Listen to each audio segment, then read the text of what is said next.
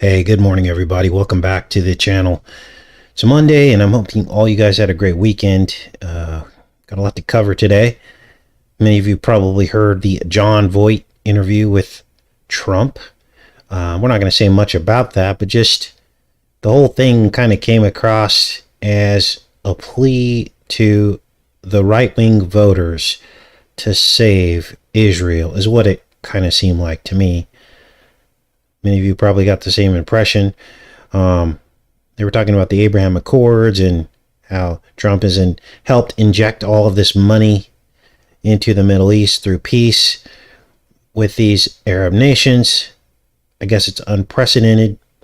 And of course, the combining of Islam and Christianity under one religion seemed to be what was kind of going on here. And all of this has been prophesied in the Bible.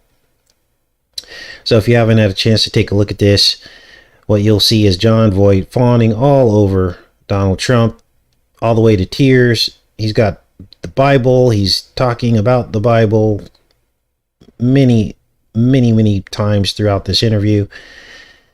And I just watched this actually just before I came on here live with you guys, and just couldn't believe what I was watching. It was unbelievable. So that's what's going on from a man who says he never did anything wrong in his life and doesn't need repentance. Nowhere in here do they mention Jesus Christ. There's only one way to the Father, and that is through the Son. But I have to admit, it was a pretty compelling interview. I mean, if you didn't know anything about any of this stuff, you would probably fall for it. If you were a Christian, you would listen to this interview and say, wow, I really need to vote for Donald Trump so that, we can have peace over there. And he's finally getting it done. So unfortunately, a lot of people are going to fall for this, and which is very sad, but it is what it is. Now, today our discussion will center around the Hydra parasite, which for the purposes of today's show, we're going to basically use the Hydra parasite to encompass pretty much any organism that self-replicates, is indestructible, is microscopic, may or may not have tentacles, and may or may not have the ability to infect a human host. Now, why are we talking about the Hydra? Well, on Friday, we decoded the film The Faculty. Many of you will remember that. And it was all about hydras infecting humans and basically mind controlling them under a hive queen. But one of you noticed a few things that I missed. That's why I love reading the comment section and the chat, because you guys find all kinds of stuff that I missed. And what did I miss? Well, think about the word hydrate. The word hydrate has the word Hydra in it. And in the film, the only way to kill the Hydra was to dehydrate it. So my mind was blown when I read that comment. Very good job to whoever left that comment on the decode that we did about The Faculty. So what does all this mean? Well, in the film, the Hydra needs lots of water to survive. They need to be hydrated, which is weird because about 3 weeks ago, you guys will remember, I stumbled upon a YouTube channel called Stale Cracker, and his favorite tagline is, while we wait, we hydrate. He's basically like a southern chef from the bayou. He's really funny, and basically while he's cooking, he's drinking beers and all this stuff. And then I begin to think about that. I'm like, wow, the Matrix is really weird, isn't it? Because Stale Cracker, all he does is cook unclean food, shellfish, sausage, and all this stuff. So I was like, oh, buddy, this is all coming together. So what does this all mean? Well, the sea is the source of these Hydra, and most of the blue-blooded creatures on the planet are from the ocean. And I think that that's what's being revealed here. Now, there are some blue-blooded creatures that are land dwellers, which would be like spiders and centipedes and creatures like this. I think scorpions as well.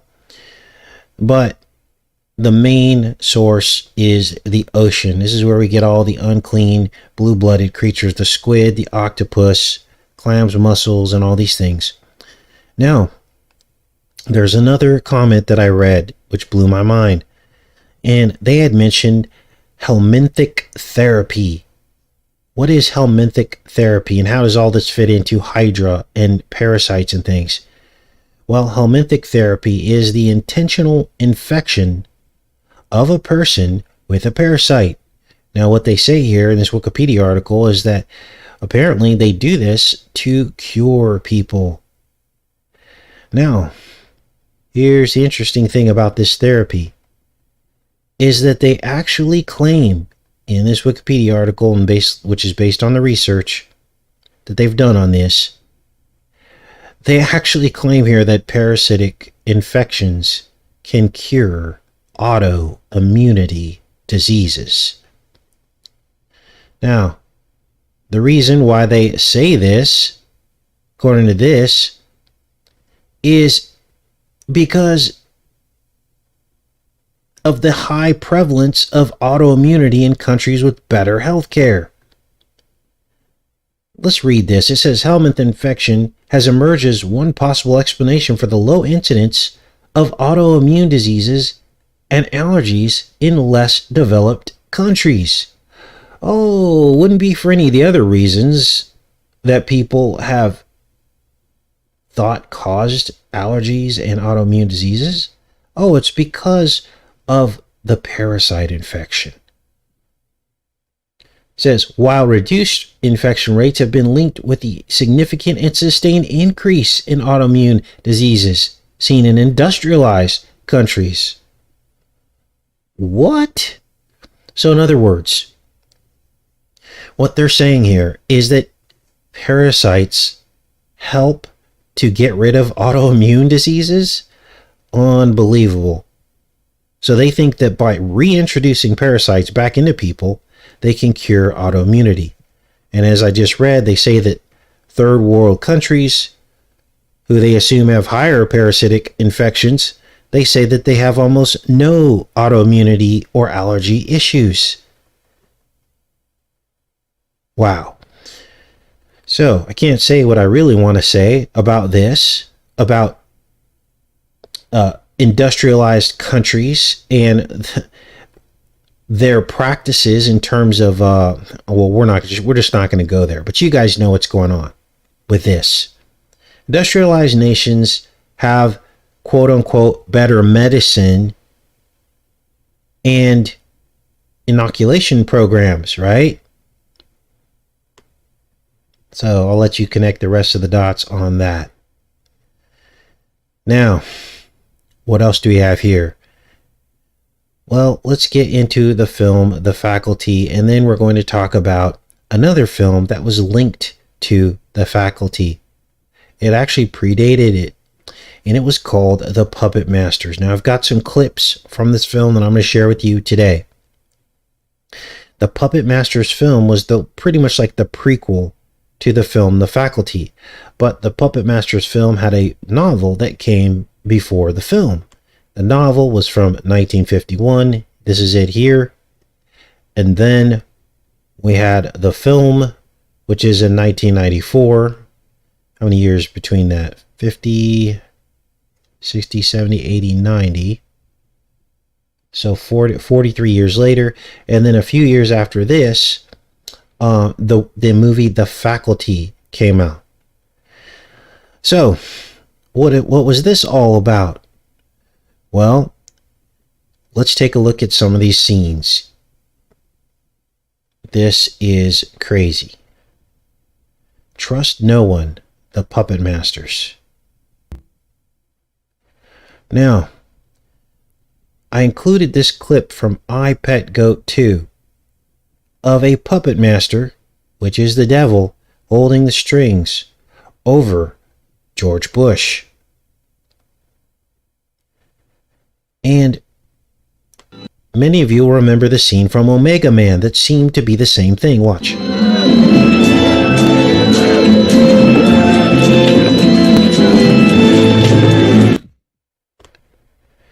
So what's this all about?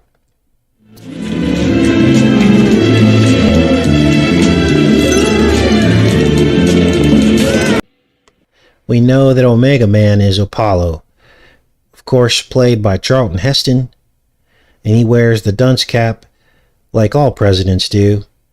The problem is that in Omega Man, Heston uses his own blood to cure a zombie apocalypse.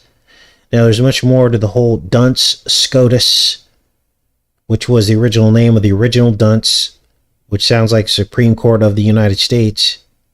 There's much more to this because Dunce Day actually fell on Election Day during the year that Trump won the presidency. Now let's keep watching because let's get into this Puppet Masters film.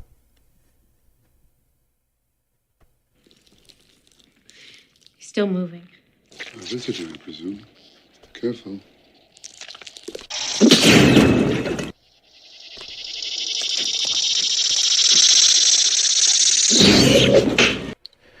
Now, first off, this is the new alien in the film, The Puppet Masters. And as you're going to see next, the aliens go straight for the media. It's the first thing that they go to begin to try to control the narrative about the invasion that's happening right underneath everyone's noses. Of course, there's the water component because these things need lots and lots of water, just like in the movie The Faculty, which was the sequel to this, basically.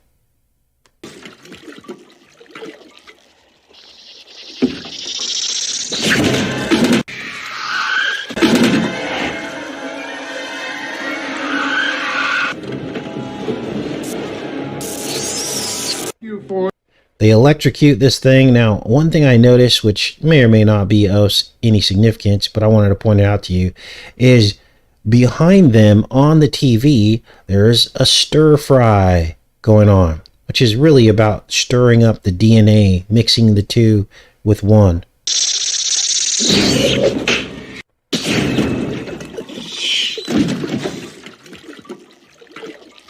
There it is right here. It just looks like a wok, and they're stirring up, cooking up a stir fry.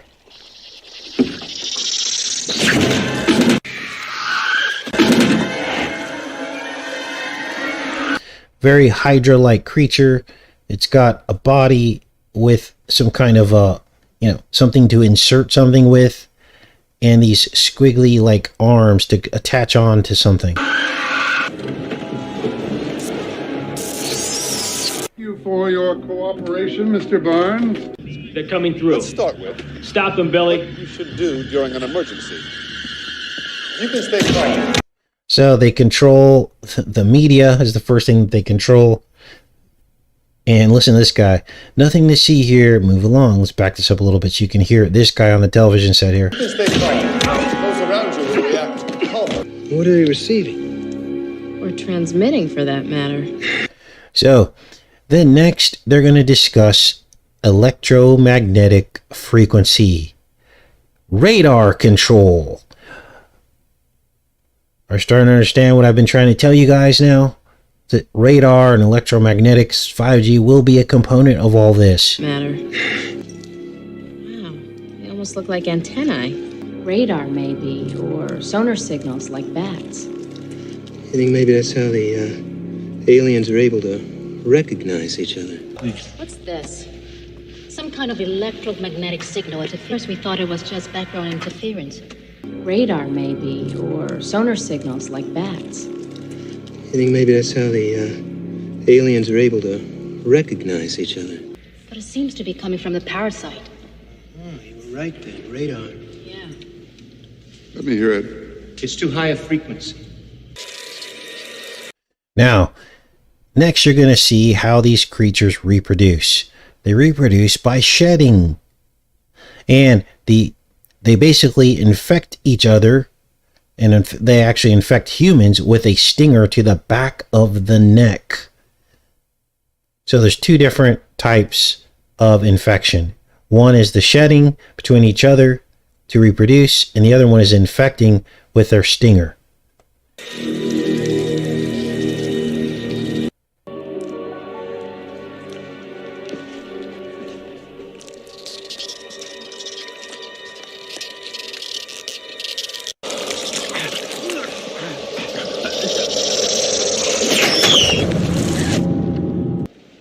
Get me Washington on the line. I'd rather you didn't. We're here to provide backup support. I didn't hear anything about you people being called in here.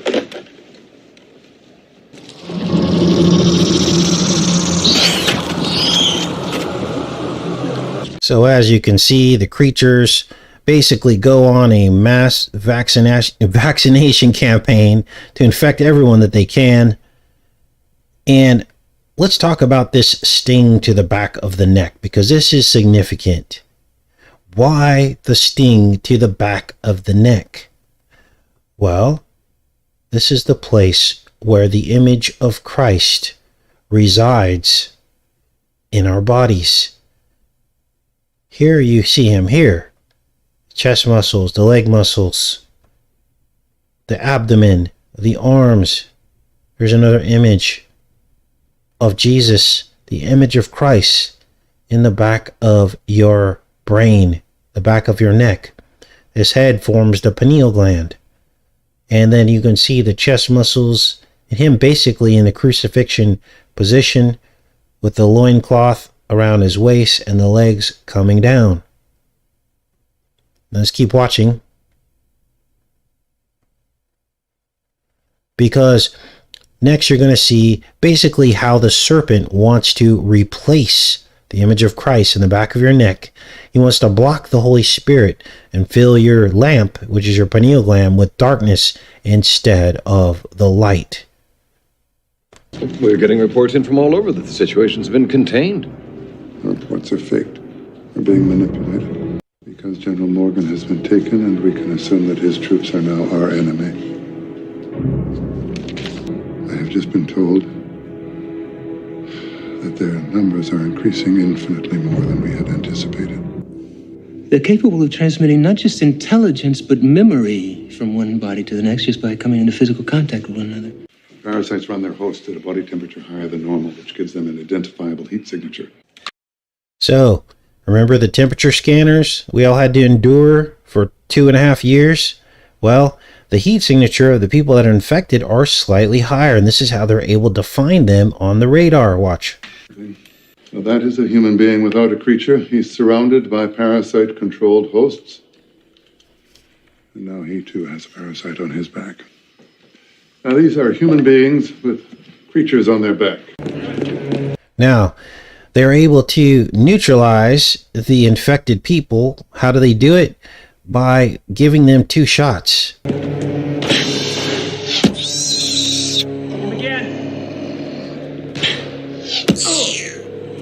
There you see him get a booster there.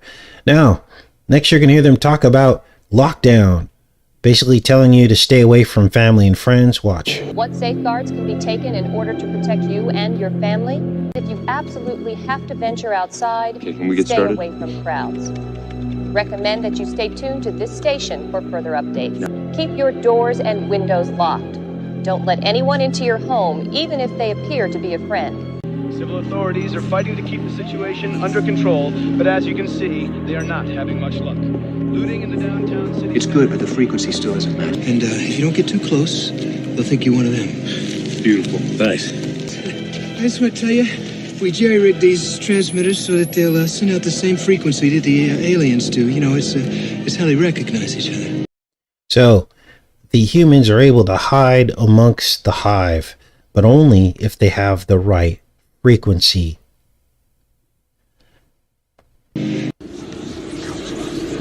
And what do we have here? A Hydra jellyfish. Just like in the movie Nope. So, he finds this huge jellyfish after he infiltrates the hive to try to find the queen, because they realize they have to kill the queen.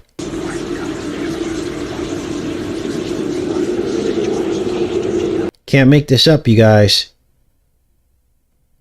There it is right there, hiding in plain sight. Unbelievable. Then, of course, here come the neurological symptoms. And listen to what you're about to hear next. Boy has encephalitis, which causes inflammation of the brain tissue. The aliens are 60% brain matter, so it should kill them first, allowing us to save the host. It's not fatal to humans if it's treated in a few days. There's still the question of disease vectors, how the disease would spread. Mosquitoes. How long has it been? 33 minutes. We could just release infected batches over the areas controlled by the aliens. Right. Yes. Mosquitoes. Mosquitoes. So, there was a Gilly Bates moment right there. They already had this in mind back in 98 when this came out. They already knew that this was going to, 94, sorry, is when this came out. They already knew what they were going to do.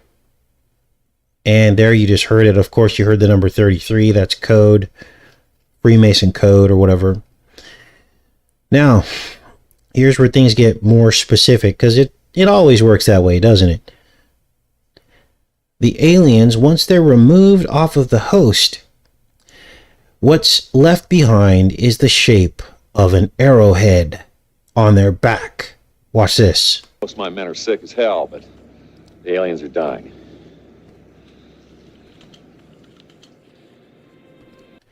Of course, this goes back to the serpent in the chest, which is two spirits in one body, demon possession, and this is how they're getting it done. When I was inside that thing, it was like hearing 1,000 voices inside my head. Yeah, I know. Now, before we move on from the Puppet Master, I want to talk a little bit more about 5G and the electromagnetic aspect to all this, and how it dovetails into the hive mind.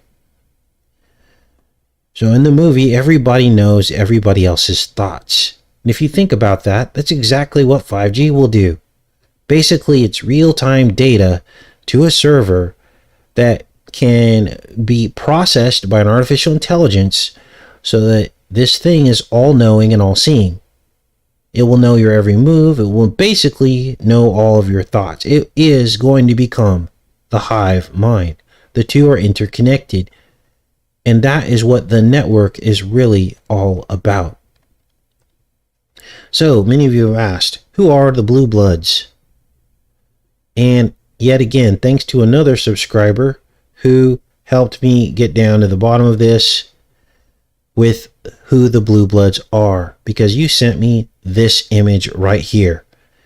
And what this is the first 7 generations of man on both Seth's bloodline and Cain's bloodline.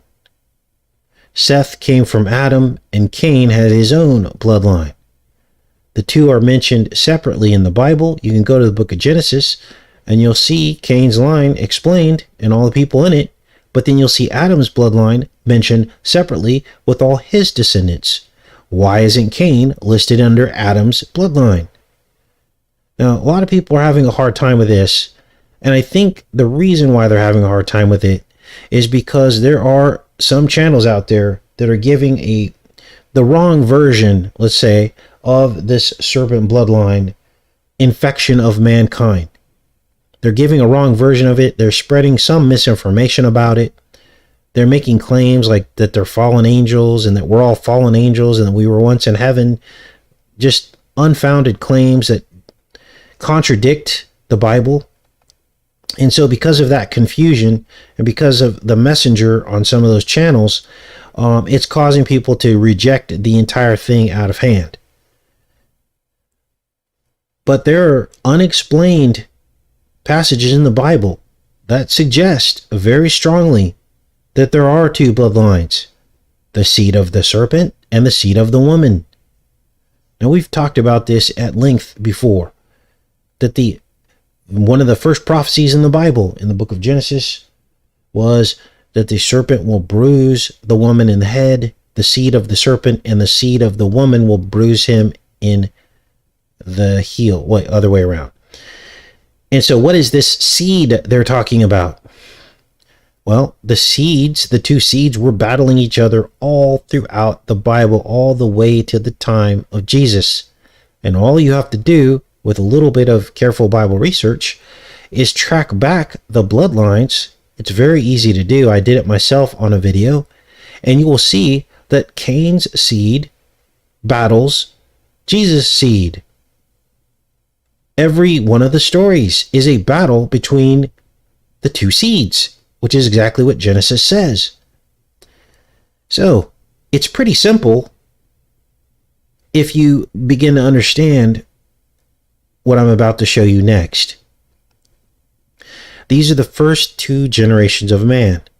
And on both Cain's side and Adam's side, you will see that there are connections to this. Now, what else is new in this information is that these are the name meanings. The meanings of these names. Now, these names have other meanings as well. For instance, Adam means red or orangish color, but his name also means man. And Cain's name means blue. In fact, the word cyan, which means blue, has its roots from the name Cain. Because it's actually, Cain can actually be spelled K-A-Y-A-N, which is almost C-Y-A-N, which is cyan. So this concept of a blue blood versus a red blood isn't a stretch. All of the etymology of these words and names are pointing directly to that. Now, what does all this mean? Because other people freak out and they're like, well, what if I have blue blood? Do I not have salvation? Absolutely, you can have salvation. But sin is always crouching at the door, which is what God told Cain. Jesus came to save us. Jews and Gentiles. Who do you think the Jews and Gentiles are? Now, Jesus talked about the false Jews, and he was speaking to them, the Pharisees, and he told them they are of their father, the devil. Didn't he? Now this goes deep because we're going to do a little acrostic here, and we're going to look at this chart. And we're going to look at each name on each side and see how they match up. Because the name meanings tell a story. Now, the first thing I want you guys to notice is that each name on each side of the bloodline has a matching counterpart name on the other side. Almost like twins or doppelgangers. Problem is they're from different fathers. God is trying to tell us something. Brothers from different fathers. And this is actually a real thing called superfecundation, where a womb can be holding twins that are from two different fathers. It actually happens more often than you think. It happens 5% of the time. So if you know somebody that has twins and the twins don't quite look the same or maybe look nothing alike, there is a possibility that those twins are from two different fathers.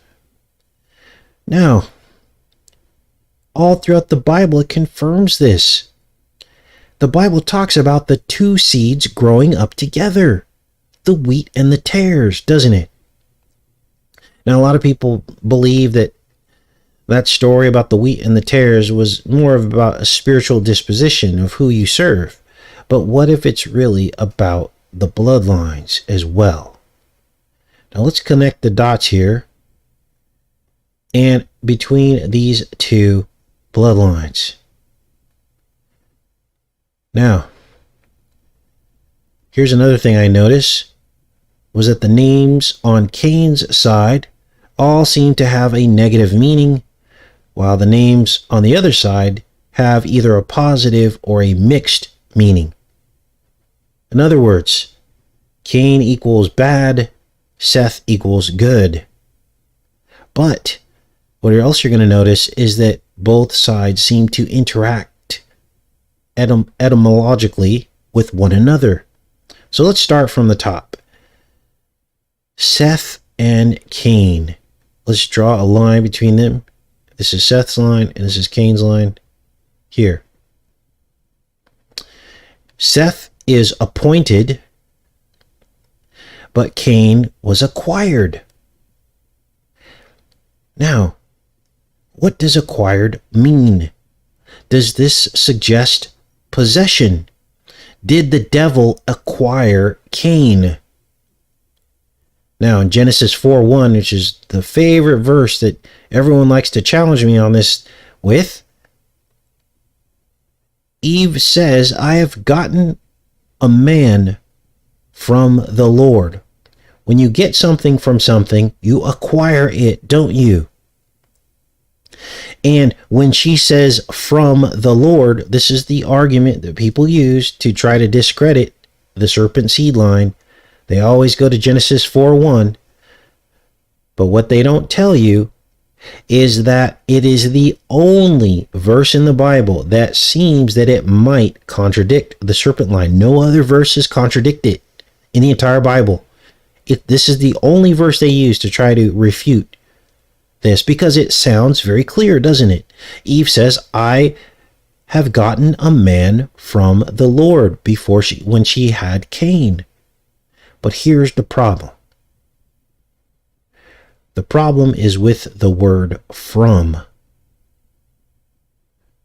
Because the word from, the very same Hebrew word, was also translated in other parts of the Bible. It was translated into the word against. So it is entirely possible that instead of Eve saying, I got a man from the Lord, she got a man against the Lord. Now, this is not up for debate. The only reason why the word from was put in there is because some biblical scholar said that that was the word that should be put in there. But what if they got it wrong? What if they got it wrong? And what if they got it wrong on purpose? Because here's the thing. Cain's line is the one that rules the world. They are the tares. They have interbred their bloodlines together, and they are ruling over us right now. They don't want us to know who they are. These are the same people who, under Satan was able to offer all of the kingdoms of the world to Jesus, wasn't he?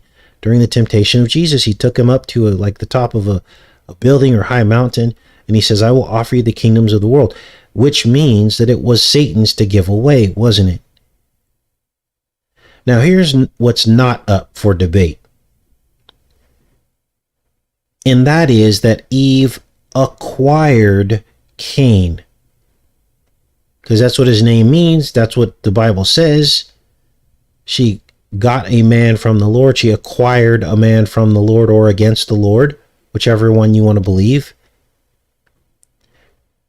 And if you look here, Cain's name is also spelled Cain, which is just like the word cyan, which means blue. But here's the other thing. This word acquired also means possessing.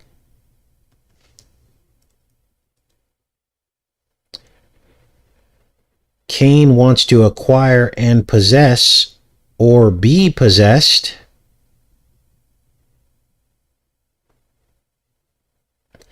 In fact, his name means possessing. So, we have ourselves a little bit of a doozy here, don't we? Let's go back to this list and complete this here. Now, Enosh has no match. Try to find a match for Enosh. There is none for him. But here we have Kenan, which could match up with either Cain. Let's draw the line there. Or Kenan can also match up with Tubal-Cain. Kenan-Cain is kind of a match. And what else do we have here? So, let's connect the dots here with the name meanings. So, for the name meanings, we have Kenan, which means sorrow. And Cain means acquire, of course. and Tubal Cain means offspring of Cain. So this could read something like, offspring of Cain acquire sorrow. Then we go down to this next one, Mahalalel, and that clearly matches up with Mahujael. And the name meanings translate to blessed God versus destroyed God, as you can see here. Then you have Jared on Seth's line, and you have Ered on Cain's line. What does this mean? What do their names mean? The dragon shall come down. Dragon shall come down. And this is probably about the time in history during Jared's generation that Satan was cast out of heaven. Now, there of course are two Enochs. Let's connect the dots on them on both sides of the bloodline. And their names mean the same, which is teaching. But think about this for a second. The good Enoch taught the end times of the world, didn't he, when he wrote the book of Enoch? And he was more about the spiritual realm. Whereas the bad Enoch, he was the material form, the material version of Enoch, wasn't he? He was the first human city was called Enoch. So Enoch was a builder in the material realm. Then we go down here to Methuselah in Seth's line, which matches up with Methushael in Cain's line. Okay. And what their names mean is his death will bring God. His death will bring, God shall kill by the sword. I'll say that again. His death will bring, God shall kill by the sword.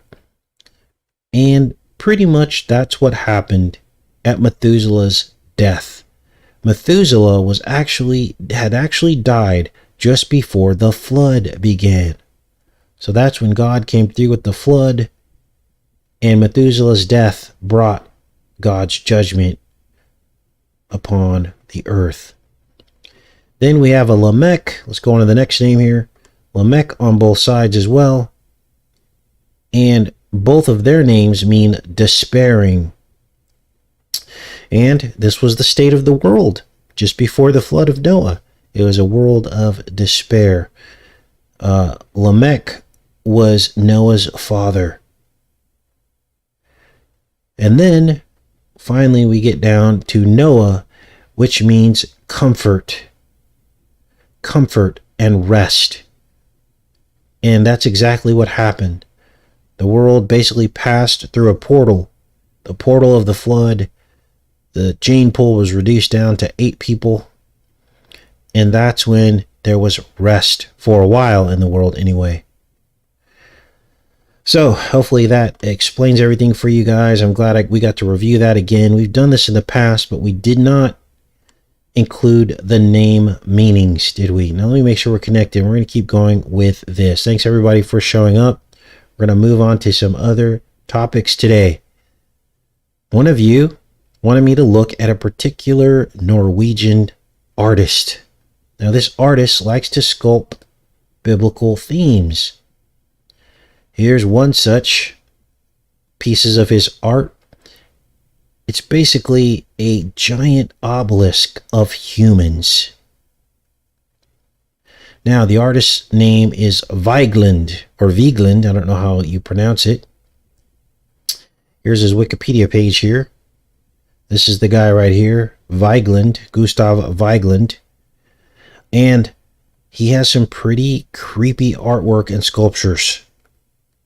Now, according to this Wikipedia article, it says that Vigeland was engaged in the restoration of this Nidaros Cathedral in Trondheim.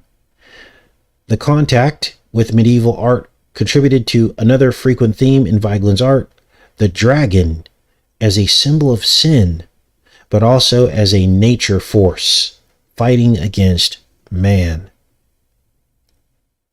So, what did Vigeland know? Well, This looks like a needle, doesn't it? It's an obelisk, but it's also a needle. Because it's phallic in nature, but also we discover that hypodermic needles also inject things, don't they? And here are some images from his artwork, his collection here, and he clearly is depicting here the serpent wrapped around the tree of the garden.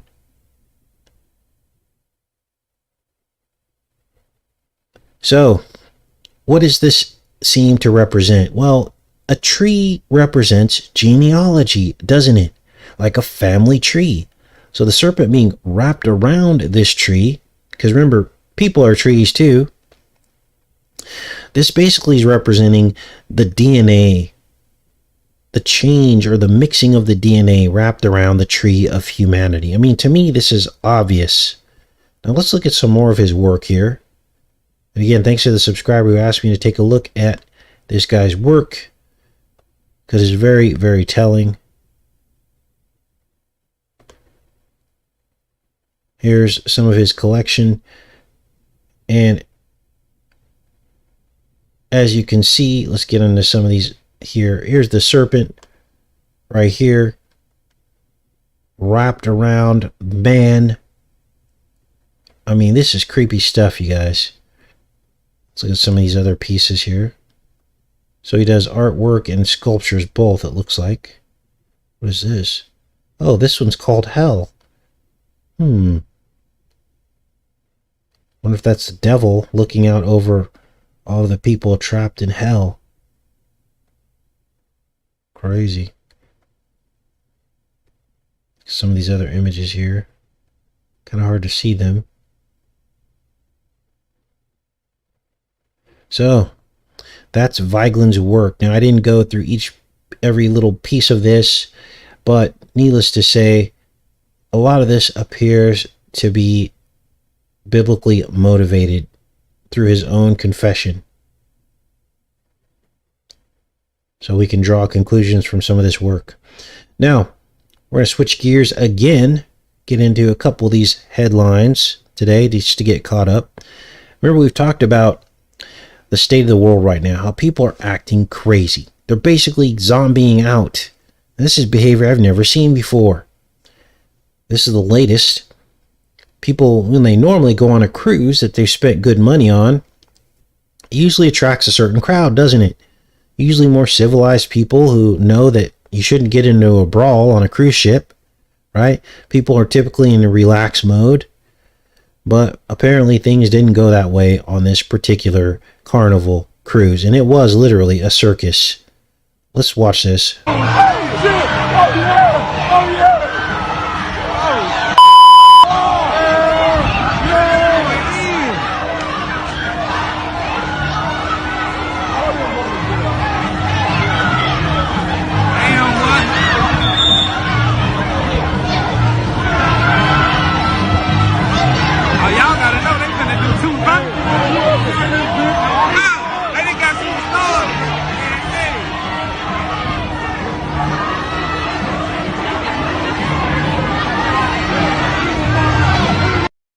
I mean, people are literally losing their minds. I've never seen anything like this. And it's basically gone off the rails. Let me go back in the chat here. We'll do another headline show tomorrow. I've got a lot of headlines to catch up on. I don't want to make the show too long. Let's see what you guys are up to.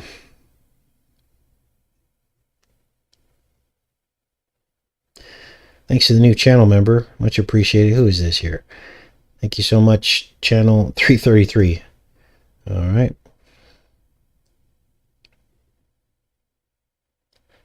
Can you imagine the frequencies on those ships?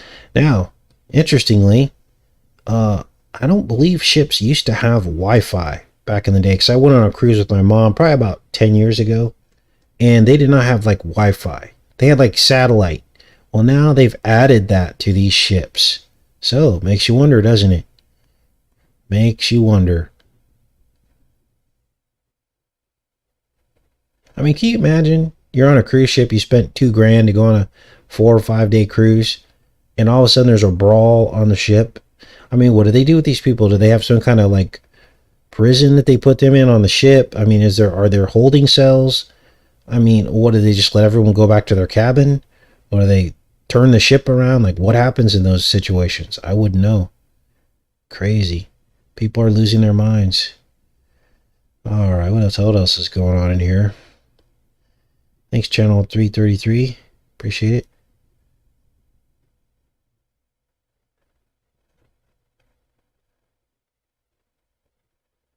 So, someone says they thought I was white. I put my Facebook link in all my videos. It's down there in the description. If anyone wants to go to my personal Facebook page and friend me, you can see exactly what I look like. I don't know why all that matters, but I don't think we should think of people and different races as being or acting or looking or talking a certain way. I think that in order to get past any racial issues that people have, we need to start thinking of ourselves as believers, right? Color really doesn't matter. They've put us in these color paradigms and basically told people how to act and think and be. And this goes for white people as well. Look what they've done with this whole Trump meme and the right-leaning meme. They've basically told people what you're supposed to act like, what your interests are supposed to be. If you really think about it, the image of certain races has been portrayed to us and given to us. And unfortunately, people of my color have been given a false paradigm. They've been allowed to do and act a certain way without repercussions. And it's being hailed as, oh, that's how people of color behave. And it's been allowed and looked past. This is why they allowed all these rappers and things to run their mouth about misogyny and all this stuff without really any repercussions. And they're given TV shows with Martha Stewart. Okay, I'm just being honest here. And that hurts black people, because then you see people wilding out, you see smash and grabs, you see all this stuff that they are basically just copying from things that they've seen and behavior that they've been allowed to have. And all of this is going to hurt people of color in the long run. It's going to come back full circle because they're doing this on purpose so they can come back and come after people of color. I'm starting to see it now. They're starting to show this crazy behavior to put black people in a bad light. If you're a person of color, do not fall for this behavior.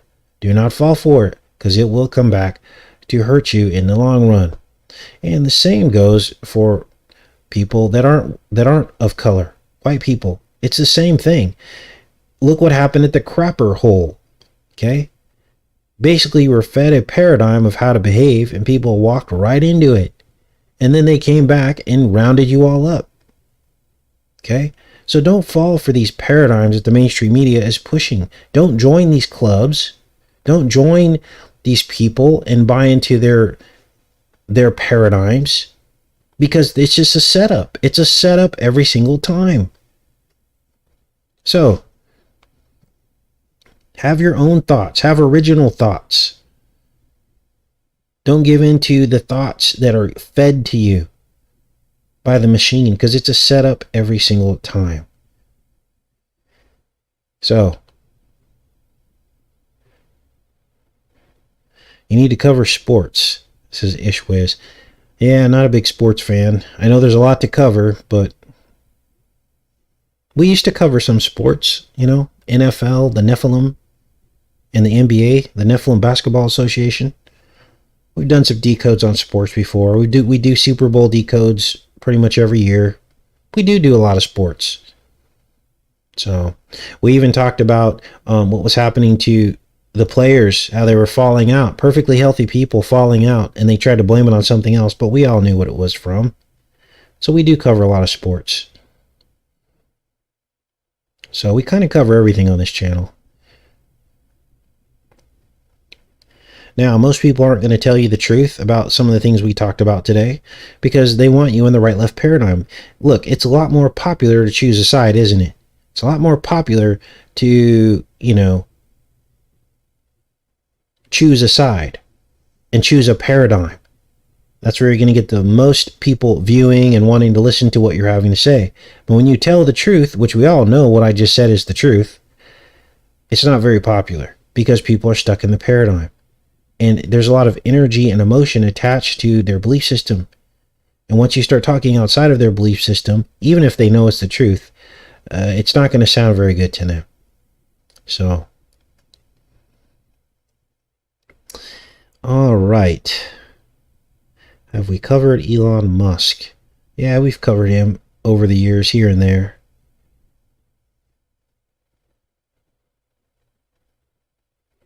I think we covered Neuralink. We did a video on Neuralink, some stuff like that. The bioelectronic interface into our brains. He's working on that. And we tied that into Operation Warp Speed. The guy who basically headed up Operation Warp Speed probably had something to do with the logo that Trump used for Warp Speed, which is a Reiki symbol, which is all about a signal into your brain and the false chakras and all that stuff.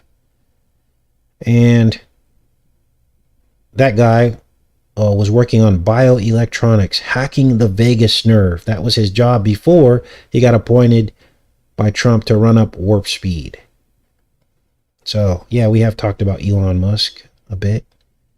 Hacking the vagus nerve.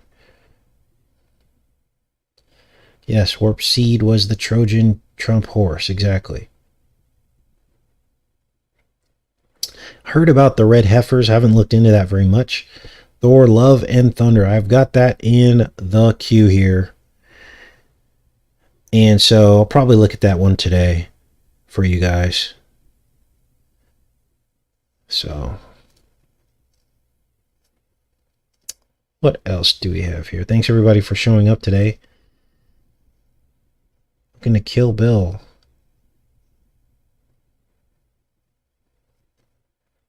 All right.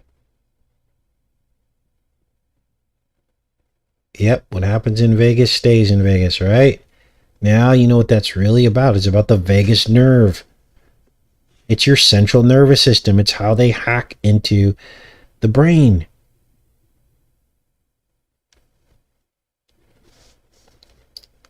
So what is bioelectronics? Well, Moncef Slaoui was his name, and we called him the Swamp. He headed up Warp Speed. Why do we call him the Swamp? Because his last name means slough, which means a swamp. And he was looking into frequencies, basically using frequencies to send a signal into the vagus nerve to cure diseases. This is what he was working on.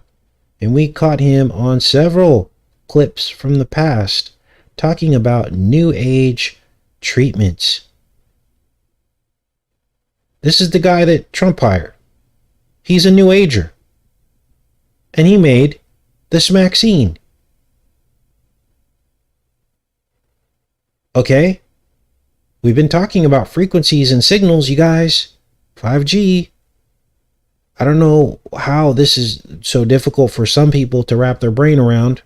Pun intended, right? All you got to do is look at Moncef Slaoui. You can go on YouTube right now. Type in Moncef Slaoui, M-O-N-S-E-F S-L-O-I-U or something, interview, and you will hear him talk all about New Age and sending frequencies into the vagus nerve. It's right here on YouTube, his interviews. I didn't have to look very hard. But for some reason, people still believe, oh, it was a choice. It's a choice. Okay, so someone makes, I don't know, let me think of something. Someone makes poison, and they give your family a choice to take it or not, and some of your family is deceived into taking it, that would be still really bad, wouldn't it? Doesn't matter if it's a choice. So, there you go. I hope everybody wakes up. A lot of people are very, very much asleep. If you do nothing else today, type in Moncef Salawi on YouTube and listen to some of his interviews about New Age and frequencies put in the brain.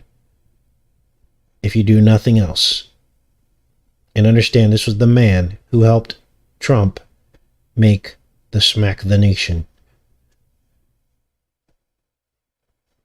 I remember back then telling you guys, everyone was like on me, whoa, no, it's a choice, it's a choice. And I said, you guys, mark my words. It will not be a choice in the next year. Sure enough, it was not a choice for many people who were threatened with their job, who were threatened they couldn't send their kids to school, were threatened on so many levels, threatened that they had to shut their business down and everything else. It was not a choice like we were led to believe. Now, fortunately, much of that is over, but that was just the first wave, you guys. There will be many more waves to come with increasing pressure. And had people listened back then and put Jesus Christ in the ballot instead of Trump or instead of Biden, we might have been in a better position, wouldn't we? But so many Christians have been deceived. So many. And this is why I stay on the case. Yes, we always have a choice, Allie. But look at how hard the choice was. Yes, we always have a choice. And many of you gave up your entire livelihoods to make a different choice, didn't you? But look what you had to sacrifice. Why did you have to sacrifice? Because so many people were deceived. If not as many people were deceived, you wouldn't have had to sacrifice so much. But they gained power and control by how many people were tricked. That's how they had the ability to impose so many things. So, yes, there's always a choice. But that choice could land you in jail. Could land you all by yourself with no friends or family. Could land you in a lot of places.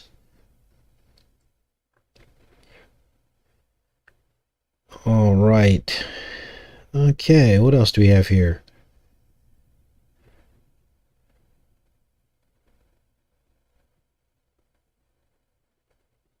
Okay.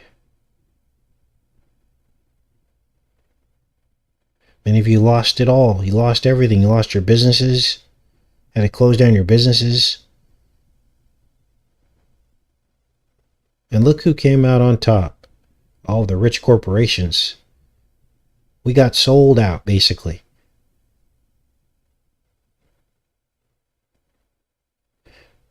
All right. Oh yeah, he loves taking credit for the Smack of the Nation. He calls himself the father of it. And yet, here we are on social media. And if you say anything about what you think it could be causing, you're banned. You're banned, your post is removed. Oh, try going on to Facebook and saying, you know what, I wasn't feeling so hot after this or that, and this happened to me. You will get taken down so fast, it's not even funny. There is no connection between what you experienced and that. There's absolutely no connection. Fake news, false news. Now you know why they had the whole fake news meme. Why do you think Trump came up with that? Because then they now have weaponized it back against us, haven't they? With the fact checkers. I know it's difficult for some people to understand how the enemy works. He can come as an angel of light. He can come as someone who looks like they're on your side. And all he has to do is flip the script and turn it completely back around on you. And that's when you see that you've been deceived. And it's kind of like what happened with Trump. This whole fake news thing was then weaponized back against us, wasn't it? Yes, it was. And what good did it do when he was talking about it? Really nothing. All he did was use that to his advantage to try to get elected. by throwing out the fake news name, right? It didn't help any of us.